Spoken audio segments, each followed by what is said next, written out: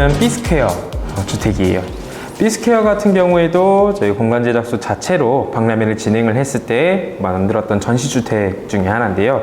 평수는 30평대로 이제 일반적으로 많이 찾아주시는 형태의 주택이에요. 그래서 하나하나 뜯어보면서 한번 봐볼게요. 첫 번째로 외관 부분인데, 외관 같은 경우에는 번개 표시, 어떻게 보면은 두 개의 모듈을 엇갈려서 배치를 해 놓은 게 특징적으로 보이는 공간이에요.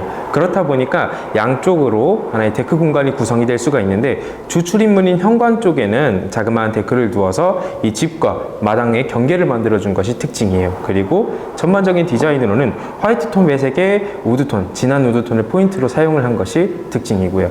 디자인만 놓고 봤을 때는 군더더기 없이 깔끔함을 이제 좀 강조한 주택이라고 봐줄 수가 있겠네요. 1층 같은 경우에는 18.85평, 2층은 13.11평, 도합 30.96평, 약 31평에 해당되는 모델이고요. 1층부터 한번 봐볼게요. 1층은 현관을 들어서면은 2층으로 가는 계단실이 보이고, 반대로 한 번 더 꺾어서 들어오면은 LDK 구조의 하나의 큰 공간이 구성이 되어 있는데, 주방 같은 경우에는 일반적인 층고인 2.4, 2400 정도 되는 높이를 가지고 있고, 거실 공간은 1층이 트여 있는 형태예요. 그렇다 보니까 층고를 재어봤을 때는 5m 이상 나오는 높은 공간이 구성이 되어 있어요. 그리고 1층 전반적인 구성에 대해서는 현관, 계단실, 거실, 주방, 그리고 그리고 방에 딸려있는 자그마한 협소 욕실, 그리고 다용도실까지 해서 구성이 되어 있습니다. 이 구성만 놓고 봤을 때는 좀 의아한 부분이 있어요. 보통 욕실 같은 경우에는 LDK 구조, 그러니까 거실 공간이랑 붙어있기 마련인데, 얘는 방 쪽으로 따로 딸려 있거든요. 왜냐면 이 집을 설계를 할 때 주안점으로 봤던 거는, 어르신이 계시거나 이제 거동이 좀 불편하신 분이 가족 구성원에 있다라고 하면은 그 거동 불편한 가족 구성원은 1층 공간을 주로 사용을 하게 될 거고, 그 외에 있는 가족 구성원은 2층 공간을 활용을 할 수 있게끔 주안점을 두고 설계를 한 게 분명하게 보입니다. 그래서 안쪽 방을 들어가게 되면은 이 방에 따로 조그마한 욕실이 딸려 있는 것이 특징이에요. 거실을 보시면은 아무래도 평수 자체가 협소하다 보니까 널찍한 거실이 구성이 되기에는 좀 어려운 부분이 있었는데, 그럼에도 불구하고 사진상으로 굉장히 크고 이제 밝아 보이는 이유가 바로 오픈 천장을 활용을 해서 이제 통창을, 채광창을 하나 만들어 준 것이 특징인데, 이 채광창을 통해서 거실 쪽으로 쏟아지는 햇빛은 자그마한 공간에도 불구하고 이 이상의 공간감을 느낄 수 있게끔 만들어 주는 것이 특징이에요.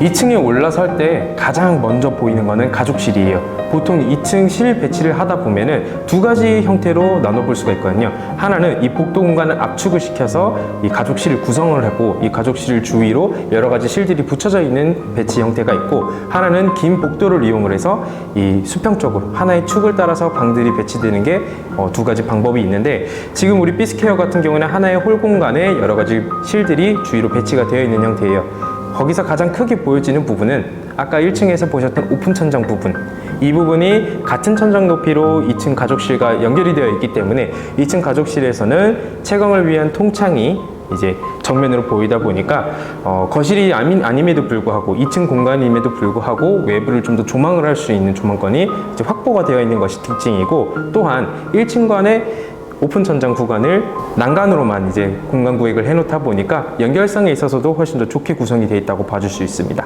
가족실에 이제 붙어있는 구성 중에 특이한 부분 한 군데가 2층 포치 부분이에요. 포치라고 한다면은 이제 테라스나 베란다랑 좀 차이가 있다라고 하면은 천장이 있냐 없냐에 좀 차이를 둘 수가 있는데, 이 2층 포치 같은 경우에는 지붕이 있는 공간이에요.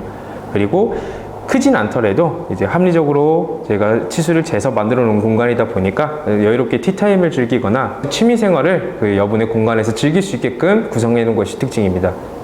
끝으로 이 B스퀘어를 추천드리는 거는 어르신이나 아니면 좀 연로하신 분과 함께 생활을 하신다라고 하면은 그분에 맞춰가지고 주 생활 공간을 1층에서 하시고, 이제 부부 공간은 2층으로 따로 빼서 이제 같은 두 세대가 같은 하나의 집에 생활을 하고 있지만 따로 떨어져서 이제 생활 공간을 나누는 것이 특징이다 보니까, 제가 추천드리는 사항은 3인 정도 되는 가정에 이제 한 분이 좀 어르신이 계신다라고 하면은 고려해볼 만한 주택으로 보여져요. 마지막으로 볼 주택은 Z19, 저희 기획 모델입니다.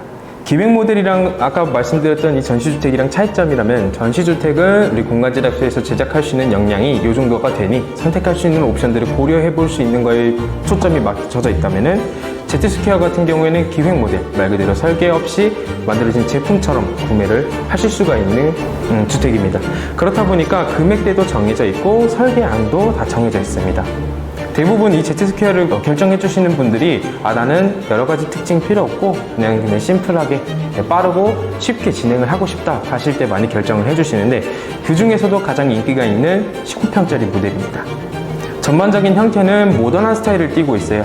그리고 외부에서도 이제 군더더기 없이 심플한 스타일을 갖추고 있고, 각 적재적소에 알맞는 창호를 사용을 해서 외부와 내부를 자유롭게 드나들 수 있는 창이라든가 채광을 받을 수 있는 창이라든가 저희가 이제 여러 의견을 종합을 해서 가장 좋은 안으로 만들어 놓은 제품이라고 봐주시면 됩니다. 외관적 특징은 메탈 사이딩이라는 합리적인 자재와 이제 목재, 우드 사이딩이라는 포인트 되는 자재를 혼합을 해서 이제 만들어 놨다는 게 특징이고, 자그마한 텐마루 공간이 이제 여기도 존재를 한다라는 게 특징으로 보여지네요. 그렇다 보니까 현관 부분에는 비를 피할 수 있는 여분의 공간이 있어서 짐을 들고 우천이 쏟아지는 날에 들어오시더라도 충분하게 편안하게 이제 진입을 할 수 있다는 게 특징입니다. 건축 개요 한번 봐볼게요. 1층 같은 경우에는 요거 Z19 같은 경우에는 단층형 모델이고 하나의 층밖에 없어요. 그리고 평수는 18.89평, 그러니까 19평이 준하는 모델이고, 구성은 방 2개에 욕실 하나, 다용도실 하나, 거실, 주방, 현관 이렇게 구성이 되어 있습니다. 구성을 보셔서 아시겠지만 이것을 이 Z19 모델을 주로 거주를 할 수도 있고 아니면 세컨하우스 용도로 사용을 할 수도 있어요. 세컨하우스 용도가 된다라고 하면은 상시 거주가 아니기 때문에 집의 관리도 좀 더 소홀하게 될 수밖에 없는데, 이 평수가 커지게 되면은 개인이 감당하기 어려울 정도로 관리가 필요한 경우들이 있어요. 그래서 세컨하우스 로망으로 주말에만 가서 좀 더 여유롭게 즐기고 싶은데 막상 집만 관리하다 오시기 쉽거든요. 근데 이 19평 같은 경우에는 외부 면적이나 이런 것도 조금 더 합리적으로 구성이 되어 있다 보니까 생활하실 때도 불편 없이, 관리하실 때도 불편 없이 사용할 수 있는 게 특징입니다. 그래서 Z19를 찾아주시는 분들은 보통 은퇴를 하시고 이제 부부 두 분이서 이제 이촌오도, 그러니까 5일은 도시에서 살고 이틀은 주말에 여기 Z19에서 머무는 그런 분들을 또 많이 찾아주시고, 또 두 분이서 젊으신 부부임에도 불구하고 주말에 캠핑 다니기 너무 싫다, 나는 하나의 어떤 공간, 나만의 공간에서 지내고 싶다 하시는 분들도 많이 선택을 해주세요. 자, 이렇게 해서 우리 공간제작소에서 지금 내놓고 있는 3가지 기획 모델과 기획 상품들을 알아보았는데요. 이 제품들에 대해서 궁금하신 분들은 저희 공간제작소에 연락을 주셔서 공장 방문 예약이라든지 전화 상담 통해서 안내 받으실 수 있습니다. 감사합니다.